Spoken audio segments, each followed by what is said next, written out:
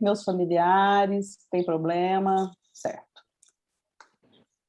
Muito bom. Então, gente, olha só.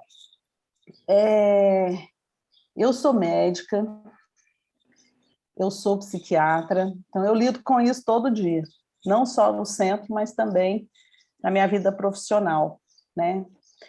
E realmente é uma situação que traz muito sofrimento. Aí a Clarissa dizendo que tem ansiedade, faz tratamento, né?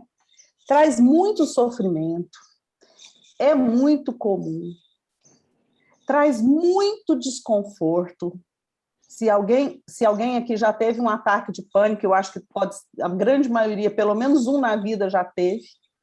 Isso não significa que tem uma doença, mas um ataque de pânico na vida não significa doença, né? Mas já sabe o quanto que é ruim, que é uma situação desconfortável ao extremo. A gente pensa que vai morrer, a sensação é de morte. E é uma sensação que vem do nada.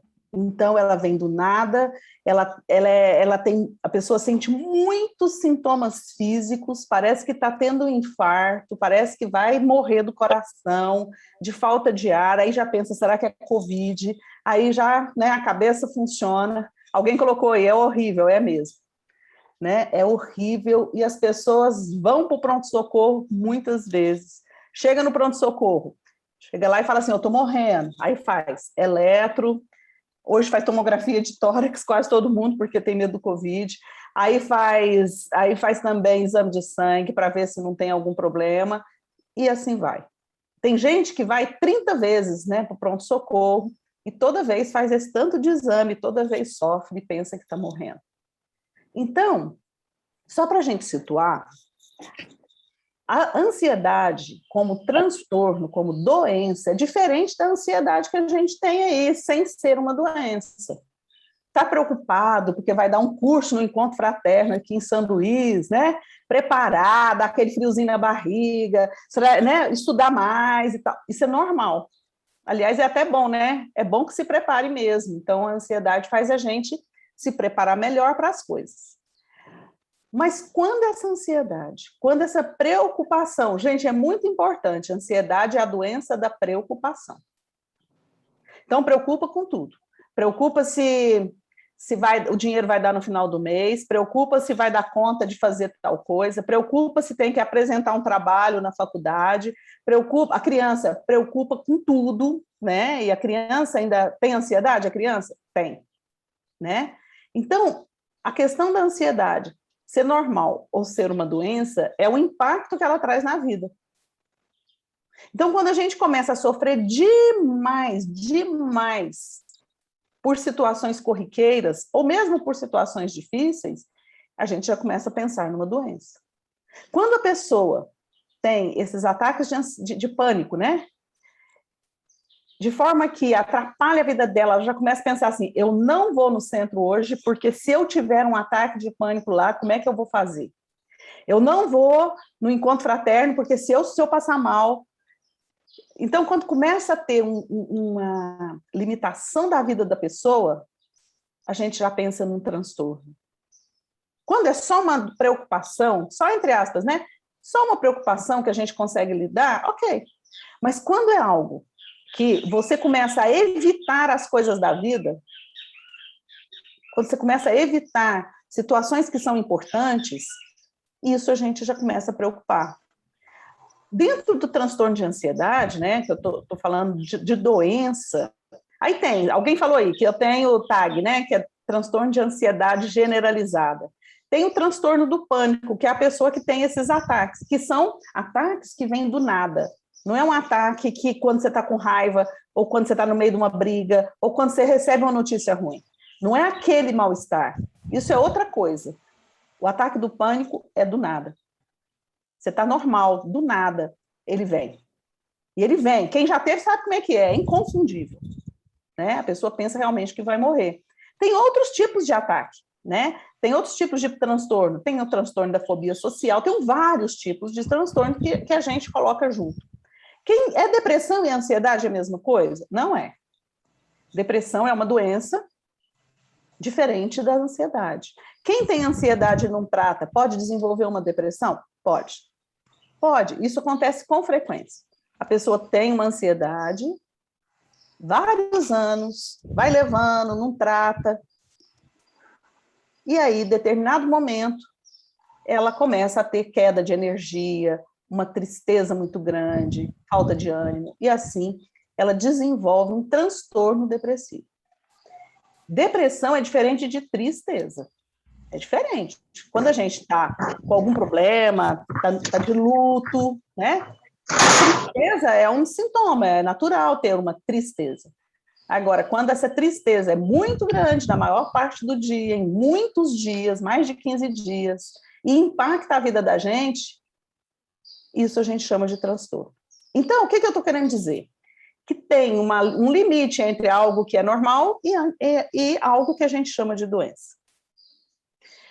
Olha só, deixa eu colocar uma coisinha aqui para a gente pensar.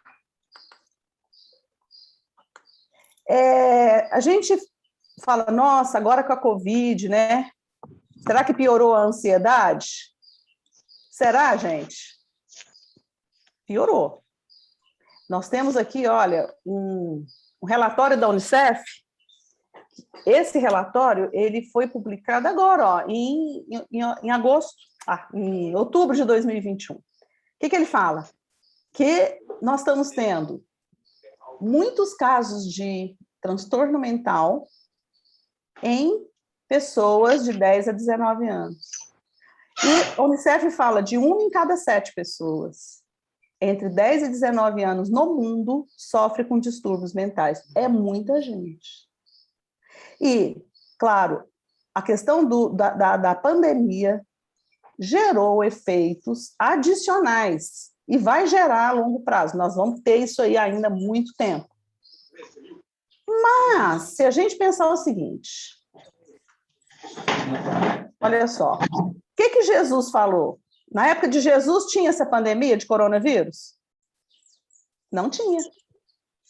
E Jesus, está lá em Mateus capítulo 6, ele já fala, quem de vocês, por mais que se preocupe, então ele já falava das pessoas que se preocupavam muito, pode acrescentar 1 hora que seja a sua vida. Então, por mais que a gente se preocupe com alguma coisa, e quem é preocupado sabe o que eu estou falando, por mais que a gente pense, por mais que a gente se preocupe, nós conseguimos mudar as coisas pela preocupação somente?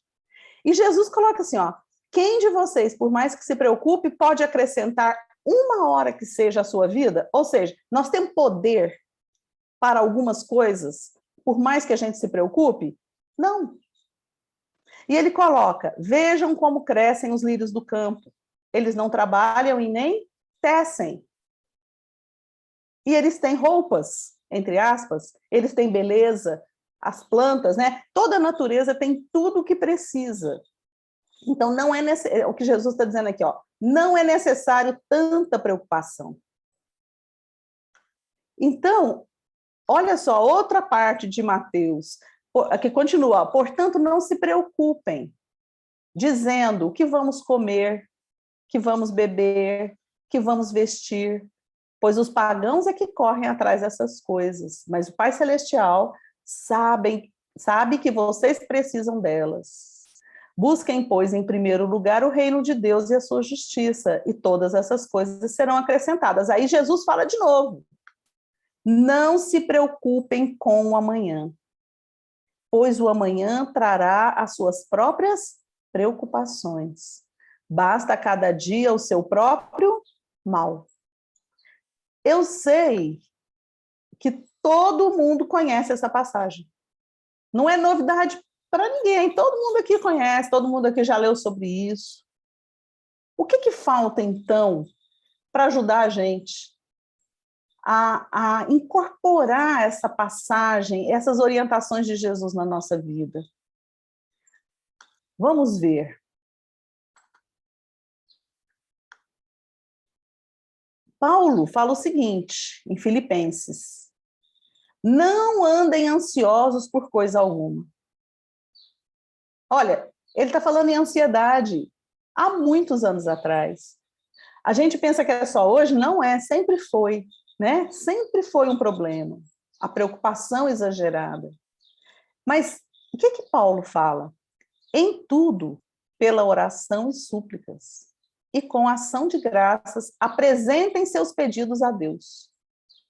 E a paz de Deus, que excede todo entendimento, guardará o coração e a mente de vocês.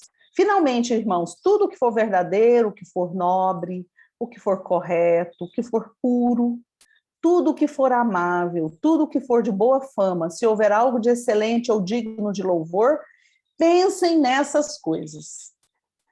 O que a maioria das pessoas preocupadas pensam? O que pensa, hein, gente? A maioria das pessoas preocupadas demais. Tragédias. No dia de amanhã. No dia de amanhã. No dia de amanhã, a Kátia falou em tragédia. É a Kátia? É. Tipo assim... No dia de amanhã, pagar as contas. Pagar as contas. Mas tem gente que pensa assim, ó... Filho.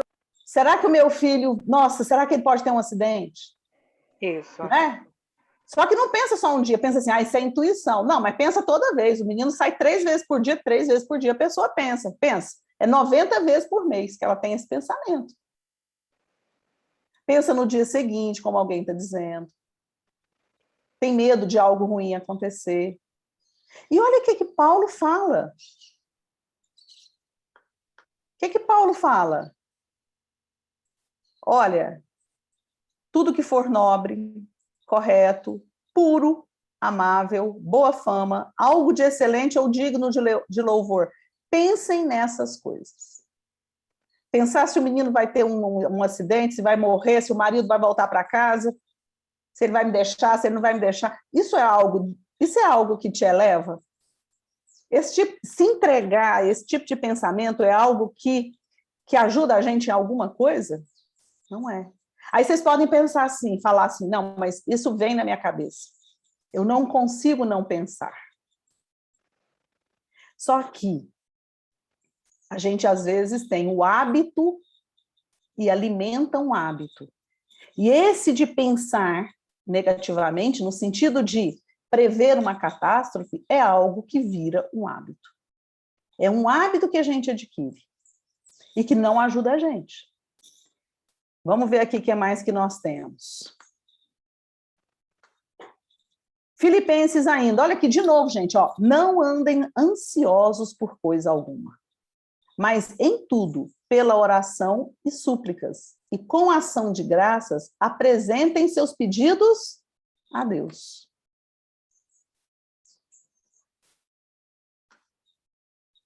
E João, o que fala?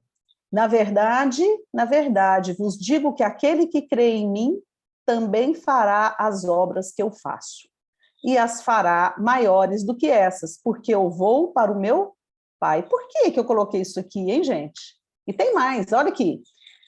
Jesus, chamando seus 12 discípulos, deu-lhes poder sobre os espíritos imundos, para os expulsarem e para curarem toda enfermidade, todo o mal.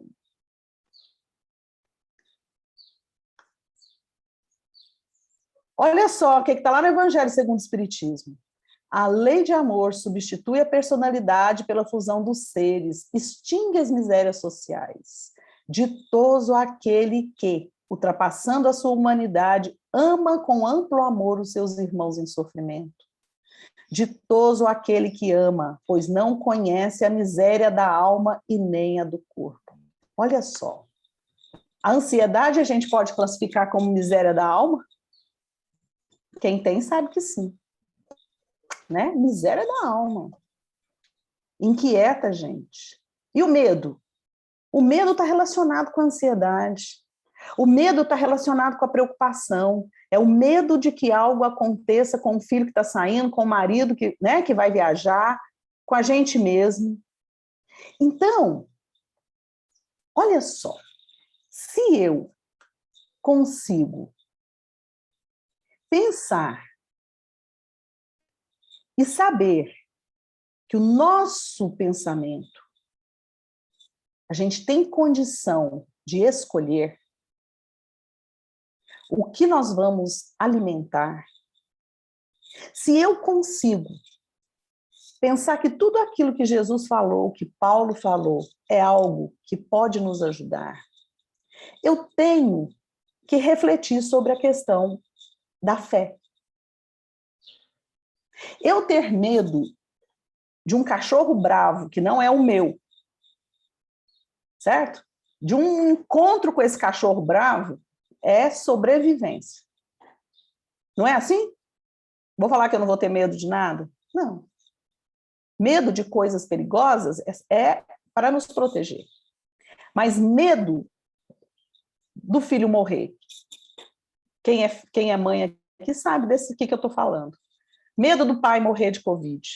Medo da família pegar Covid. Medo de alguém ter um câncer. Aí a lista é infinita. Não é verdade, gente? Quem tem esse medo e alimenta esse medo, está refém dele. Está preso, é escravo dele.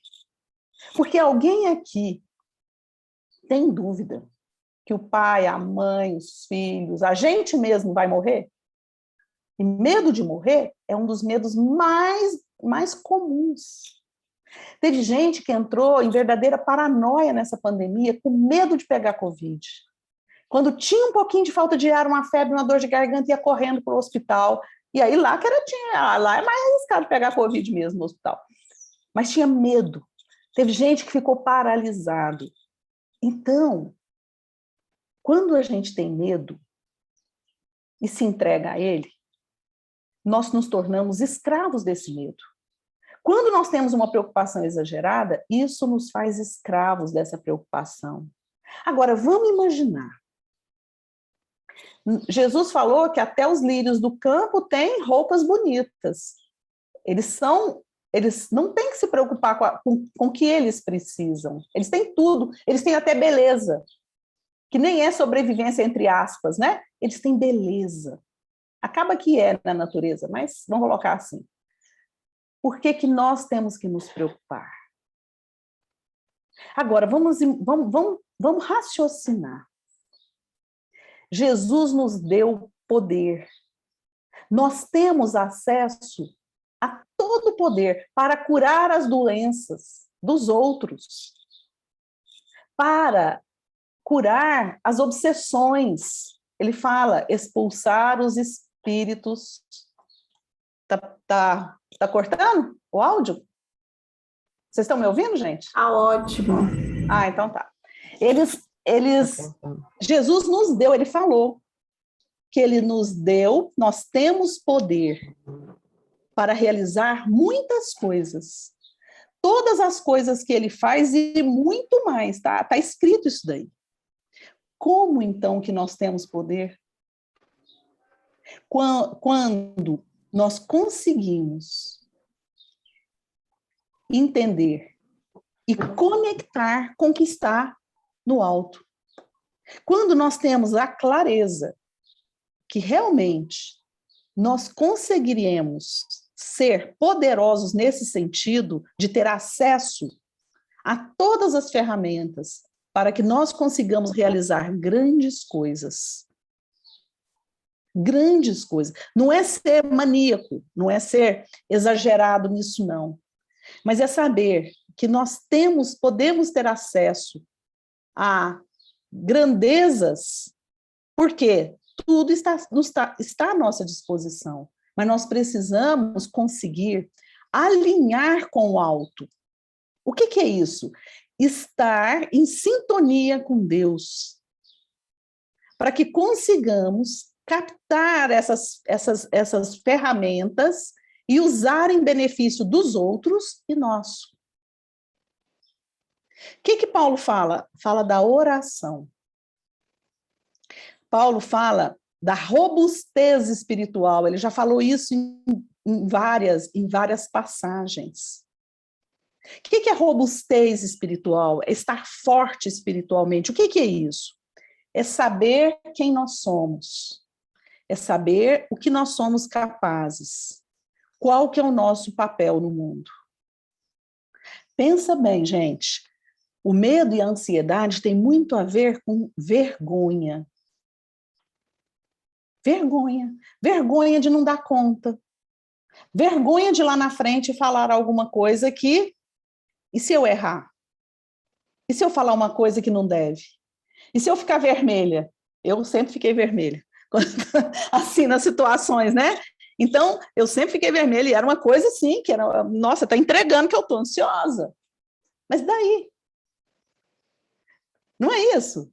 Então, a vergonha, o ter medo de se expor, o medo de errar, colocar a insegurança. E se eu perguntar no meio da sala de aula, todo mundo vai saber que eu não sei. E daí? Está vendo que a questão da insegurança, a questão da ansiedade tem a ver com vergonha e tem a ver com mais o quê? O que vocês acham? O que você acha, Carliane? Por que a gente fica com vergonha ou inseguro? Por quê, gente? Porque eu... Oi, pode falar, alguém pode falar. Orgulho, a Suzane falou. Isso. Suzane, você pegou Medo do julgamento. Medo de julgamento. E por quê? Será que a gente acha que a gente é imperfeito e não pode errar? E se a gente falar errado, o que tem? É verdade? Se eu faço uma pergunta é porque eu não estou entendendo. E o que tem eu não entender? Não, eu tenho que fazer, eu tenho que parecer uma coisa que eu não sou, que é perfeito. Não é assim? Isso é uma situação que nos deixa ansiosos, porque como que eu vou disfarçar? Como que eu vou estar numa situação que eu preciso ser o que eu não sou? Que eu preciso mostrar o que eu não tenho? Que eu preciso impressionar o outro, por o outro achar, ou eu acho, né? Tudo vem de mim, porque a lente é minha, a visão é a minha, não é a do outro. Eu não sei o que o outro pensa.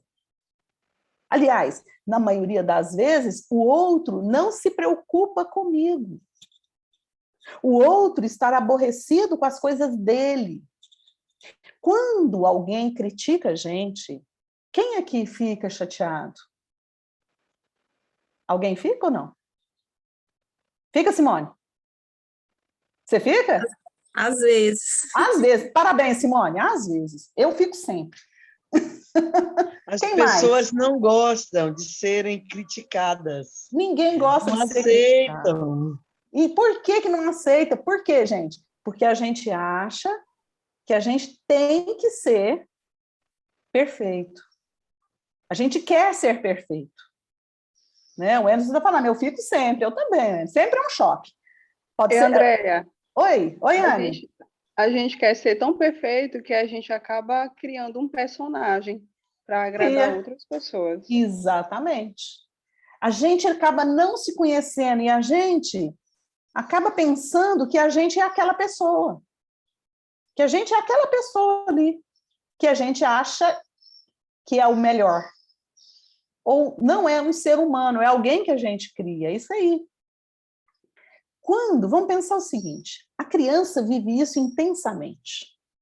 Vamos pensar nos dias de hoje, onde as mães, né, os pais, trabalham muito. Tem uma jornada de trabalho muito longa, ficam pouco com os filhos. E aí, quando estão em casa, mesmo quem não é mãe, vou falar do casal também, quando estão em casa, está muito cansado. Claro, né? Trabalhar muito cansa. Cansa a cabeça, esgota, você fica sem paciência. Então, a gente tem hoje na mão, em casa, todo um arsenal para distração. Todo mundo aqui sabe o que eu estou dizendo, Netflix no celular, qualquer lugar você pode ver um filme. Antes você tinha que ir no cinema para ver filme, né? Você colocar 50 anos atrás, todo mundo sabe disso. Mas vamos pensar, nós temos na nossa mão distrações. Nós temos na nossa mão, se você quiser ver série a madrugada inteira, você não precisa sair de casa, você vê na sua cama. Nós temos ali as redes sociais, que você vê notícia de Deus e o mundo, você vê todo mundo. Se eu quiser ver a Carliane lá no Face, lá no Instagram, eu posso ver a qualquer momento as fotos que ela coloca e tal e coisa, né? Isso, vocês acham que ajuda ou atrapalha a gente saber quem nós somos de verdade? Por trás daquela máscara, daquela pessoa que a gente criou, que a gente pensa, né, que a gente é. Pensa bem. E isso é construído desde da infância. Olha, gente, as situações de estresse na infância, as situações, por exemplo, eu falo estresse, não é preocupação com dinheiro só, não.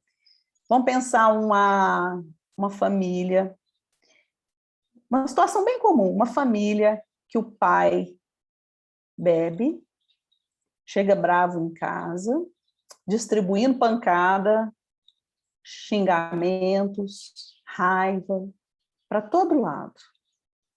Eu escuto isso todo dia.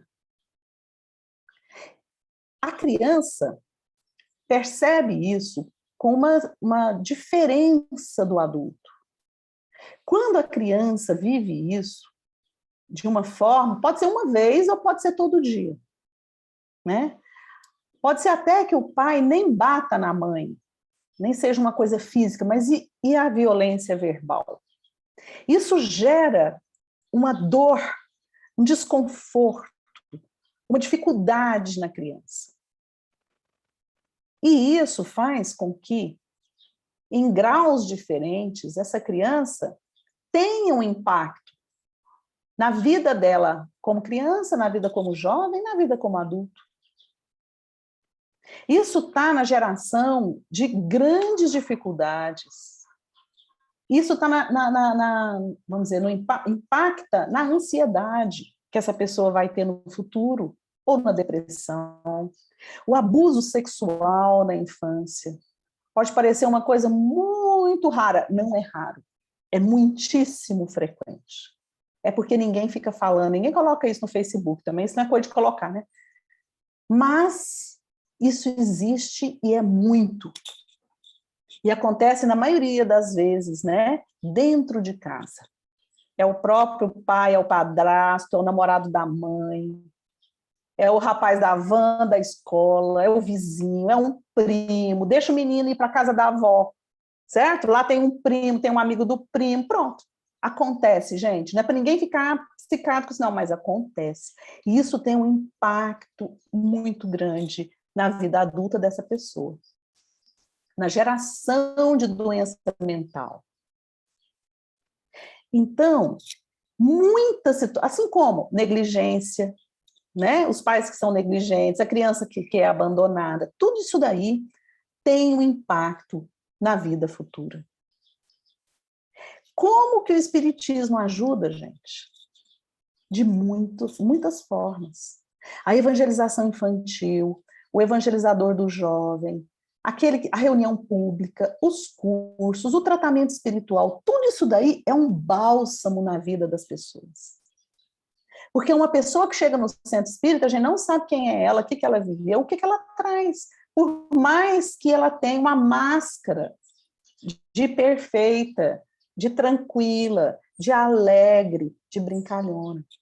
Nós todos, nesse mundo de prova e expiação, trazemos dificuldades íntimas.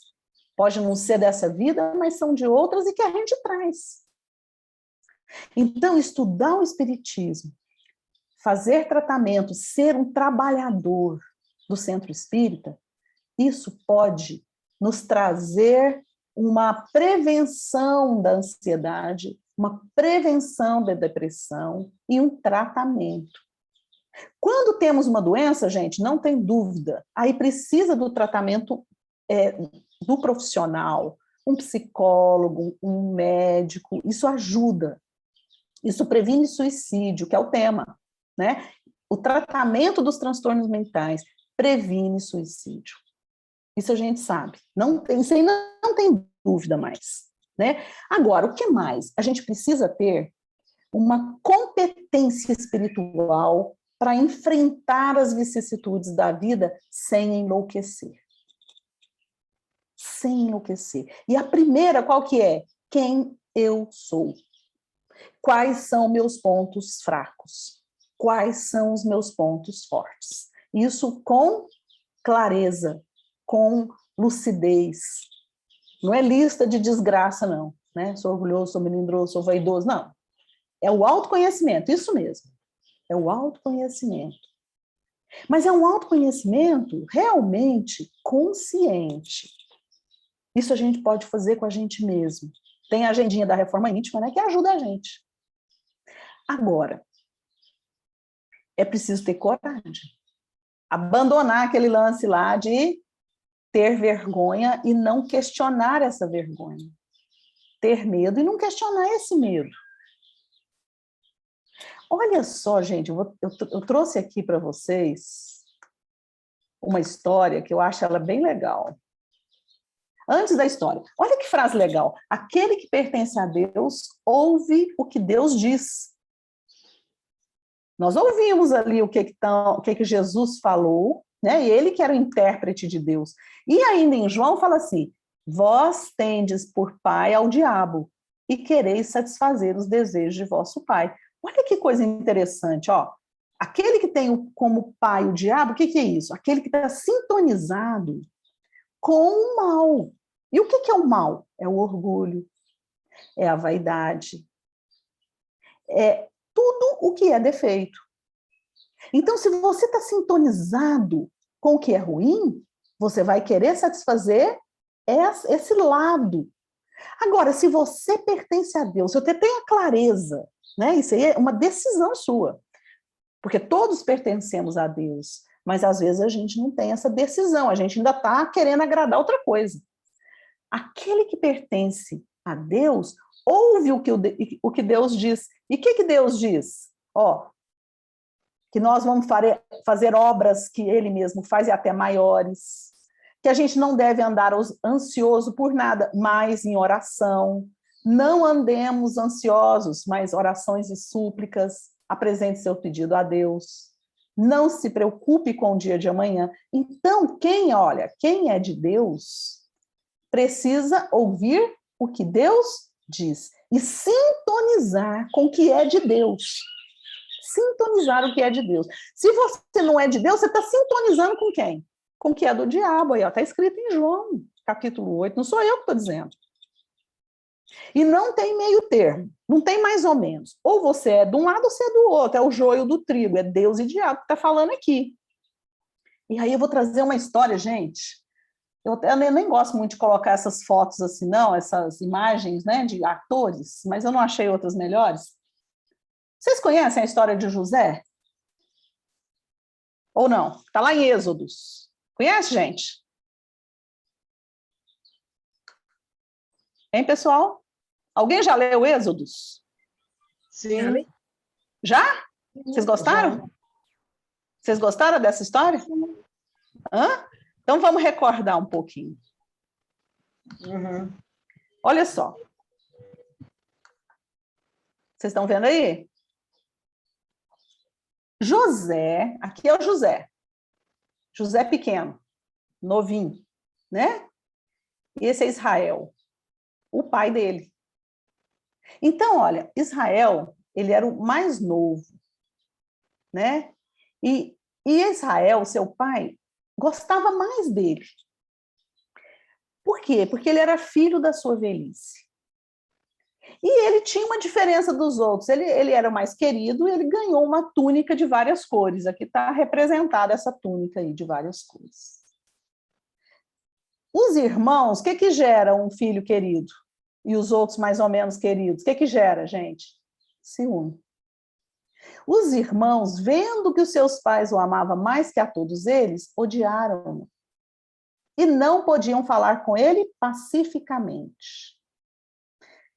José teve um sonho, ele era o homem dos sonhos, né? E ele contou para os irmãos, contou para o pai. E nesse sonho dava a entender que os seus irmãos e seu pai tinham que se ajoelhar perante ele. Ou seja, que ele seria grande e maior do que os irmãos e o pai. E isso fez com que ele fosse mais odiado ainda. Certo? E assim,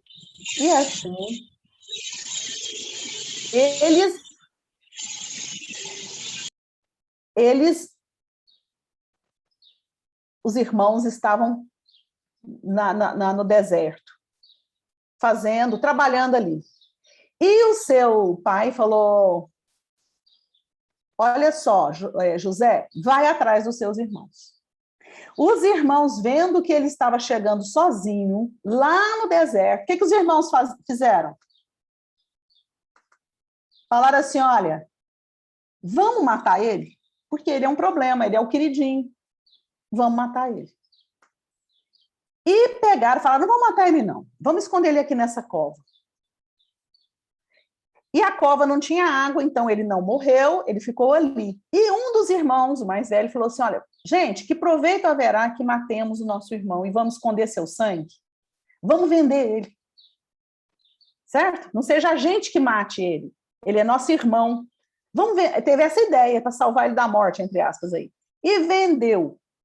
Vendeu ele para os egípcios. Vendeu como escravo, certo? Por algumas moedas de prata. E assim, ele foi parar na casa do Potifar, um oficial do faraó, capitão da guarda. Então ele, gente, José, o filho querido de Israel, uma pessoa, um menino, um jovem, bom, diferenciado. Ele era diferenciado. Foi vendido como escravo. Ele tinha tudo na sua casa. Como será que ele se sentiu? Como vocês se sentiriam? Isso é motivo ou não é motivo para ficar ansioso? Ave Maria, mais do que Muito. isso, medo, Medo. raiva. Meu Deus do céu, o que meus irmãos fizeram? Isso é motivo ou não é motivo para ter decepção? É ou não é? Outra coisa, hein? Ter decepção, ficar decepcionado com os outros, com a situação, é um passo bem perto de ter um problema mental. Quando a gente fica decepcionado demais, isso aí muitas vezes enlouquece com essa decepção tão grande que a gente alimenta. Ele poderia ter ficado decepcionado, José? Poderia? Poderia. Mas será que ele ficou? Vamos ver.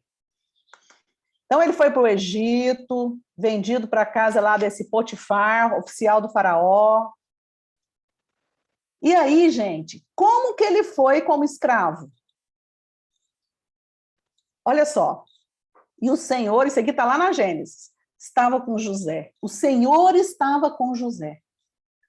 E foi homem próspero, e estava na casa do seu senhor egípcio. Vendo, pois, que o Senhor, né, que Deus estava com ele, tudo o que fazia, o Senhor prosperava em sua mão. José achou graça em seus olhos e servia-o, e ele o pôs sobre sua casa e entregou em sua mão tudo que ele tinha. Então, o Potifar, que era o dono dele, ele era um escravo, viu que José era alguém diferente. Vocês viram? Por quê? Porque o Senhor estava com ele. Como é que é alguém que Deus está com ele? Como que é, gente? É alguém correto, é alguém justo, é alguém diferenciado. E ele, como escravo, como que ele foi? Ele foi alguém extremamente competente. E o Potifar soube disso e fez o quê? Entregou para ele todos os seus bens, para que ele administrasse. E ele foi um excelente administrador. Só que ele era bonito. A mulher do Potifar ficou encantada com ele. E chamou para ficar com ela, para dormir com ela. E ele fez o quê, gente? Ele estava com Deus. O que alguém que estava com Deus faz numa situação dessa? O que vocês acham? Aceitou ou não? Não. Aceitou dormir com a mulher do seu senhor? Não, aceitou? Não. Mas ela estava chamando. Mas ele poderia ter aceitado? Ele poderia ter aceitado? Poderia, mas ele, pelo que ele fazia, né? Então, ele estava com Deus, lembra? Lembra da frase de João? Quem está com Deus, ouve o que Deus fala. E numa situação dessa, qual que é a orientação de Deus? Segura as pontas aí, não fica com essa mulher não, essa mulher é outra. é de outra pessoa, está em outro compromisso. E assim foi feito. Ele não ficou com ela. Mas foi preso. Por quê? Porque ela fez um escândalo, armou para ele e ele foi preso. E na cadeia? Ele ficou decepcionado? Ele ficou chateado? Ele ficou ansioso? Ele ficou com medo? O que ele fez, gente? De novo, Deus estava com ele. E como que ele fez? Como é que ele ficou na cadeia? Ele tomou conta de tudo. Logo, o carcereiro-mor viu como ele era e deixou a chave da cadeia com ele. Ele tomava conta dos presos tudo. E ele era bom para decifrar sonho. Então, ele decifrou alguns sonhos ali, né? O faraó um dia precisou de alguém que decifrasse um sonho e chamou ele. E assim, né, ele saiu da prisão, o faraó conheceu quem era ele. Qual que era a diferença dele e dos outros, gente? Deus estava com ele, mas Deus está com a gente também. Qual que é a diferença? Ele estava com Deus. Ele ouvia o que Deus falava e fazia. E assim, né, tem toda a história lá no Velho Testamento, Gênesis. Depois vocês leem lá o resto da história. Não é muito grande, não, é bem legal. Então, tudo o que ele fez, que ele interpretou um sonho do faraó, o faraó acreditou nele e deu para ele a administração, né, de várias coisas. E isso fez com que o povo egípcio não passasse fome, numa fase de grande dificuldade que iria acontecer, e no sonho do faraó, foi ele que decifrou esse sonho, ele que tomou as providências. Então, o que eu quero dizer? O que a gente pode de prevenir, né? Podemos fazer para prevenir a ansiedade ou para tratar a ansiedade? O que foi que ajudou José nessa história aí verídica, vamos dizer assim, do Velho Testamento? O que foi que ajudou José, gente? Confiança em Deus, né? Fé. Estar com Deus. Isso mesmo, Simone. Ah, mas eu não tenho tanta fé. É simples. É simples, em toda situação. O que Deus orienta que eu faça? Porque nós temos a lei de Deus na nossa consciência. Em todas as situações, o que eu devo fazer? Se eu sou de Deus, eu escuto o que Deus diz. Então, em toda situação, eu devo ou não fazer isso ou fazer aquilo? Ficar ou não com a mulher do Potigar lá? Eu devo ou não, mas eu tenho vontade. Eu gostei dela. Eu estou sozinha aqui com ela. Ele confia em mim, ele nunca vai descobrir. Ele poderia pensar assim? Poderia. Mas foi isso que ele fez? Ele se entregou a esse tipo de pensamento e fez essa escolha? Queria trazer para ele mais problema? Não. Então, gente, estar com Deus é algo que todos nós aqui podemos. Aqui nós temos 45 pessoas. Todos nós podemos linkar com esse Deus para que a gente consiga fazer boas escolhas e sair dessas situações de ansiedade, de medo, que são muito ruins. Agora, quem já tem... Até às 10, né? Até às 10, né, Tavares? Oi, Andréa, como teve até um às pequeno 10, né? atraso, vai até 10h15, porque teve um atrasozinho, tá bom? Ah, vai até 10h15? Então tá bom. Tá jóia.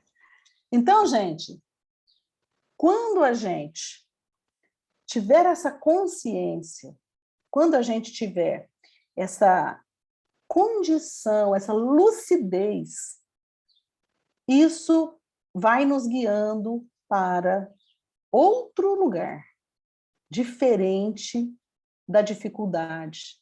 Porque às vezes a gente quer resolver um problema de uma forma fácil, e com isso o que acontece?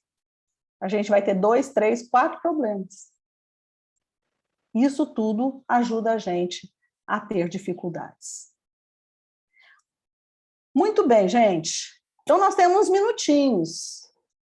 Se alguém quiser perguntar alguma coisa, colocar alguma coisa sobre esse assunto, a gente pode. Alguém quer falar alguma coisa? Quer perguntar alguma coisa? Eu quero. Diga. Ó, essa questão da ansiedade, como afeta a família, né? Aham. A nova família, eu estou assistindo essa palestra porque eu tenho muitas pessoas com ansiedade ao meu redor. E muito Uhum. por conta do comportamento dos filhos, ou associado à droga, ou pela questão de opção sexual. E a geração que tem 55 anos fica muito chocada, né? É. Assim, eu tenho uma pessoa muito próxima de mim que está sofrendo muito com ansiedade, porque ela quer que a filha case e tenha um filho. E a opção da filha não foi essa. E eu insisti muito que ela procurasse um psicólogo para poder compreender, já que ela não consegue compreender pela fala que a gente faz, pelos exemplos da vida, então que ela procurasse um psicólogo. E cada vez mais ela está adoecendo, nessa Ixi. vontade de transformar a filha. Boa pergunta. É Ceissa? É? Seu nome? Ceissa Marques, de São Ceissa Luís. Marques. Tá. Boa pergunta, Ceissa. Muito boa. Quando a gente... Pensa bem. Quando eu quero mudar alguém, quando eu quero que alguém seja de um jeito diferente, isso pode dar certo?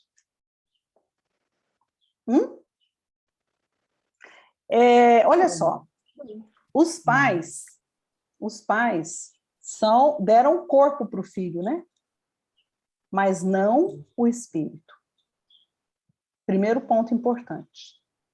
Os pais têm a responsabilidade de conduzir esse filho a Deus, fortalecendo esse filho para que consiga fazer as suas próprias escolhas no momento correto e que sejam pessoas de bem. Basicamente, é mais ou menos isso. Essa questão que a Ceissa colocou, que foi muito boa, a questão das diferenças entre aquela escolha que o filho tem e aquela escolha que o pai sonha para ele. O pai e a mãe sonharam com uma situação, né, no caso aí com filhos e uma família tradicional, e a filha tem outra opção, a filha tem outra vontade. Gente, olha só, um nenenzinho de 1 mês, ele é totalmente dependente da mãe. Não falo nem do pai, porque o nenenzinho de 1 mês, ele precisa mamar e o pai não tem essa chance. Então, ele é dependente da mãe. Uma criança de 5 anos é menos dependente da mãe, mas ainda depende muito dos pais. Uma de 15 já é diferente, e uma de 20, e uma de 30. Então, nós precisamos atualizar as coisas. Eu não posso tratar meus filhos adultos como se eles fossem bebês. Não tem jeito. Eu preciso tratá-lo de acordo com o momento de vida que ele está vivendo. Hoje, gente, eu não sei se tem alguém mais da área da saúde aqui. Tem? Tem alguém mais? Tem um psicólogo, um enfermeiro? Tem aqui nessa sala? Terapeuta ocupacional. Sim, eu sou terapeuta. fisioterapeuta.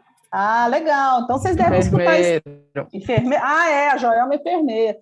Então, vocês devem ouvir. Gente, olha, o que eu escuto muito? De menina de 11 anos, de 12. Elas falam assim, eu gosto, a menina, né? Eu gosto de meninas. E os meninos, ouço demais, eu gosto de meninos. E ouço demais também, eu gosto dos dois. Esse assunto, ele é extremamente complexo. Né? Nós não vamos poder colocar ele de uma forma, não vamos poder delongar muito nisso, mas nós não temos tempo. Mas, seja o que for, nós temos que ter a clareza que os pais precisam estar mais próximos dos filhos para saber o que eles pensam, qual o sentimento deles, desde criança, ter uma ponte com o filho. Porque quando chega na idade adulta, o que você vai poder fazer, que tipo de ponte que você vai fazer com ele? Às vezes é mais difícil. Nós não conseguimos, os pais não conseguem mudar os filhos com mandar para fora de casa, como era 40 anos atrás, e ainda é em algumas cidades, né? Tem muitas cidades que têm essa situação, né? Antes a filha aparecia grávida, antes não, ainda tem. A filha aparece grávida fora do casamento e é mandada para fora de casa. Ainda existe isso. Não tanto que nem antes, mas existe. Hoje, se o menino aparece lá, né, e fala que é gay, ou a menina, muitos são mandados para fora de casa, são abandonados, são expulsos, né? Não tanto que nem antes, mas tem. Então, hoje nós temos uma dificuldade muito grande em aceitar algumas coisas. Ou, por quê? Porque não tem jeito. Se o menino vem falar para você que é assim que ele sente, você na conversa ou na surra, você não vai mudar o jeito dele pensar. Agora, é uma situação complexa que exige de nós muita preparação, muita sintonia para a gente conseguir dar o melhor acompanhamento. Agora, quando é um adulto que fala que tem essa outra opção de vida, que não precisa nem ser a opção sexual. Às vezes a pessoa não quer ter filho porque não é porque é homossexual, é porque não quer ter filho. E os pais, o que resta não se aceitar? Então é aquela questão, nós temos que ter clareza de qual que é o nosso papel. O que é que o pai e a mãe podem fazer dentro da família, e o que não é o papel deles, o que não é possível fazer, né? Então, Ceissa, o que precisa nessa família? Oração, fortalecer todas as pessoas envolvidas, fortalecer para que nosso espírito seja robusto para resistir às grandes dificuldades, aos grandes impasses, sem enlouquecer. Porque a pessoa que tem uma dificuldade nessa área sexual, ela tem um pré-requisito, vamos dizer assim, ela tem uma dificuldade ainda de se manter lúcida, no sentido de não ter uma doença mental pelo sofrimento, pela dúvida, né? Por ter que nem ela se aceitar muitas vezes. Então, aí está uma fragilidade, né? Uma dificuldade. Mas, sem dúvida, o espiritismo ajuda a gente a compreender e estar mais forte, né? Ana, você está com a mão levantada? Você quer falar? Sim. André, eu queria saber, assim, a criança tem ansiedade? E como é que a gente deve tratar, assim, quando a criança tem essa ansiedade, quando a criança é ansiosa demais? Muito, tem ansiedade. Primeira coisa, a gente precisa dar a ela a vida de criança. Criança precisa ter vida de criança. Se ela é uma criança de 5 anos, ela precisa ter o que ela precisa, o que ela precisa com 5 anos. Se tem 10 anos, também, e assim vai. Outra coisa é a presença. É a presença das pessoas importantes, né? Eu mesmo escuto mães falando assim: não, meu filho de 10 anos, ele fica em casa, eu trabalho 2 períodos, né? Ele fica em casa, sozinho. E a mãe achando isso bem normal. Gente, vocês já ficaram em casa todos os dias sozinho? O dia todo? É bom? Então, a gente precisa dar ao filho, falo filho porque é o que depende, né, diretamente, o que ele precisa. E o filho fica sozinho, sem irmão, sem mãe, sem nenhum responsável, um menino de 10 anos, por exemplo, não é algo adequado. Ele precisa de supervisão nas tarefas de casa, nas tarefas de alimentação, ele precisa. Então, olha, o primeiro ponto é esse, dar a ele o que ele precisa, de acordo com a idade, né? E eu não estou dizendo coisas caras, eu não estou dizendo dar a ele brinquedos caros, celular, nada disso. Outra coisa é a questão da mídia, né? É preciso ter um controle nessa questão da mídia. Pensa bem, uma criança hoje de qualquer idade, ela domina o celular, ela aprende a usar rapidinho, e ela tem acesso ali a muita coisa que não faz parte da necessidade dela, né? Então, é outra coisa que a gente precisa supervisionar, né? Outra coisa importante é que alguém está falando do diálogo. O diálogo que não é aquele tradicional de mãe, né? Já fez tarefa? Vem jantar, vai tomar banho. Isso não é diálogo, isso é monólogo, né? É dar conta de ouvir o filho, é dar conta de viver bons momentos, isso ajuda. Estar perto, estar na natureza ajuda. Então, todos os dias fazer um passeio, né? Que pode ser na praça, pode ser no quintal de casa, tá ali com eles, né? Tá ali com os meninos um pouquinho, isso aí ajuda, certo? Isso aí ajuda muito. Então, gente, é dar a ele o que ele precisa e protegê-lo, né? Das dificuldades, protegê-lo de abusos, de violência, protegê-lo de situações estressantes, sabe? Protegê-lo de doenças graves, se for possível, né? E aí entra as questões de saúde, as questões de rede básica, de coisas básicas mesmo para a vida. Tem muita gente que não tem, não é? Então é isso. Era isso, Ana? Isso, ok, Agora, obrigada. Tem casos, Ana, que a gente trata. Que a gente trata, a gente dá remédio para a criança, não é problema isso, entendeu? Tem criança que tem tanto impacto na vida escolar, né? Porque a ansiedade, ela piora o desempenho escolar. E, às vezes, é vantagem a gente tratar. Então, a gente não pode ter, gente, preconceito com tratamento de saúde, com tratamento médico, psicológico, porque a pessoa, né, a criança, o jovem, que adoecem e não têm o tratamento adequado, isso impacta a vida produtiva, a vida escolar, a vida familiar, social dessa pessoa. E a maioria dos transtornos mentais, gente, eles têm início na juventude. A maioria dos transtornos, principalmente dos graves, eles começam bem precocemente. Então, é preciso, né, dar a chance para essa criança, para esse jovem, ter a assistência, tanto médica quanto psicológica, quando essa pessoa precisa. Tem gente que fala assim, não, eu tenho medo, não vou levar no psiquiatra, porque psiquiatra é médico de doido. Não é. Psiquiatra é médico para não ficar doido, às vezes a gente consegue, né? E é para controlar a doença. Não é o problema, não é o médico, não é o remédio. O problema é a doença que a pessoa tem. Esse é o problema. Então, quando a gente... Espírita tem muito preconceito, porque acha que tudo vai se resolver espiritualmente. Tudo é espiritualmente mesmo, mas o remédio é para ajudar espiritualmente. Porque uma pessoa perturbada, ela não consegue... Pensa uma tuberculose.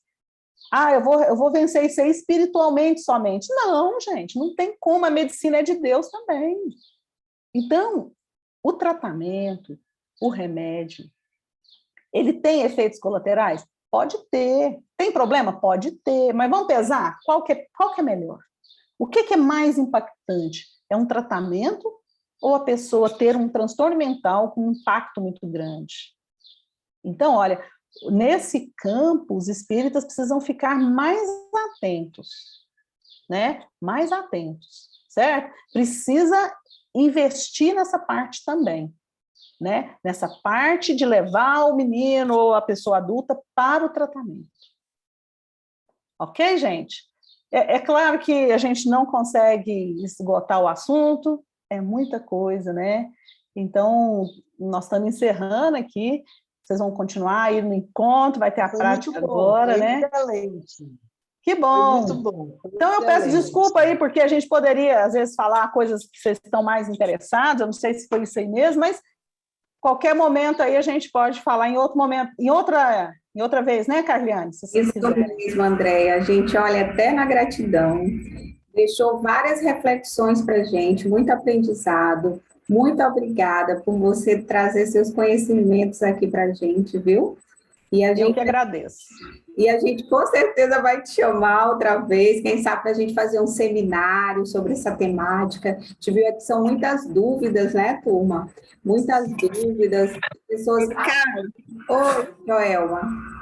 Eu acho que caberia um seminário focando na criança. Acho que ficaria muito legal essa parte, porque a criança é um universo a ser descoberto, E tudo, como a gente sabe, né? O espírito, na fase da infância, a gente tem muito a contribuir com esse espírito, com seu caminhar, com a sua desconstruir algumas coisas e auxiliar na reconstrução. Então, eu acho que se a gente pensasse num futuro seminário só para falar sobre essa parte com a criança, obsessão na infância, ansiedade na infância, ixi, ia ficar show de bola, e a Andréia já ia ficar convidada aí, né? Tá certo. Alô, nossa Sem dúvida. da infância. Isso mesmo, É muita isso. coisa boa. Então, Gratidão. obrigada, viu, gente? Eu agradeço aí vocês, as vibrações, né? O carinho, viu? Muito obrigada. Agradecer para a Carliane, para a Joelma, em especial aí que me convidaram, e para vocês todos, tá bom? Nós que agradecemos. Um beijo no coração, muita saúde. Beijo. Eu vou salvar aqui e mando para vocês, tá? Essa gravação aqui. Tá bom, beijo. Beijo.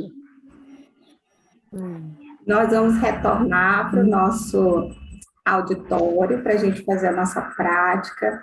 Agora aqui cheio de expectativas, né? E de gratidão também por tanto conhecimento adquirido nessa manhã. Obrigada, Andréia.